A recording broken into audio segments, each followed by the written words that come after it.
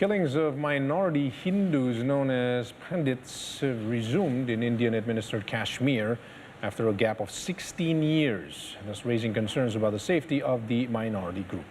For VOA, Muhit Ul-Islam has more from Srinagar in Indian-administered Kashmir.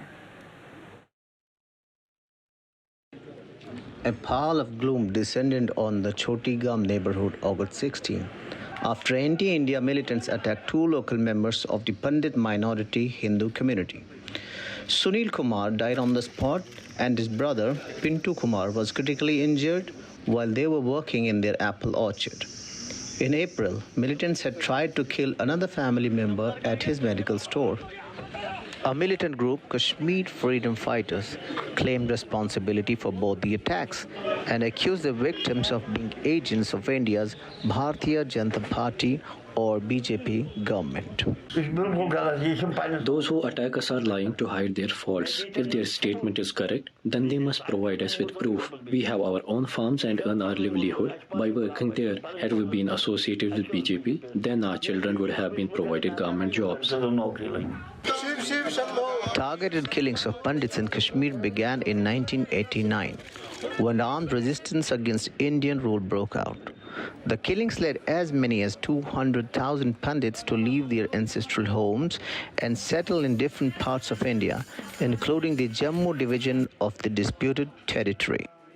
Militants in the first place are not bound by any faith and principles. Their handlers want to create and maintain a gap between the citizens of Kashmir and the rest of the country.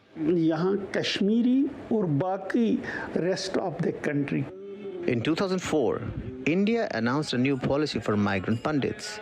Hundreds secured government jobs and returned to Kashmir Valley. They were provided apartments in transit camps under tight security, which spurred many more Pandits to return to the region. However, the situation turned ugly after 2019 following the Narendra Modi-led BJP government's decision to revoke the limited autonomy of Kashmir. The killing of government employee Rahul Bhatt inside his office in central Kashmir's Budgam district in 2021 prompted many Pandit families to pack their bags and try to flee the valley, only to be stopped and detained inside the transit camps by the local police. Vested interests who don't want peace on terms that Government of India wants to bring in Kashmir, they are trying to undo that.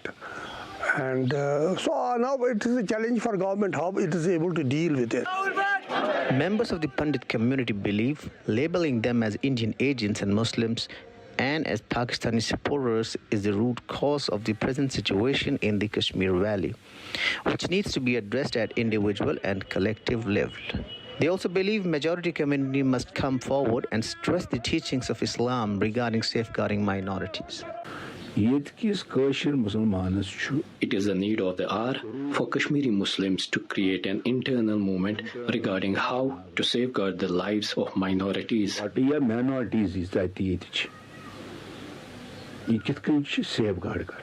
Voice of America contacted P.K. Paul, Divisional Commissioner of Kashmir, and the Inspector General of Police in Kashmir, K. Vijay Kumar, for their comments, but none of them responded to the repeated calls and text messages.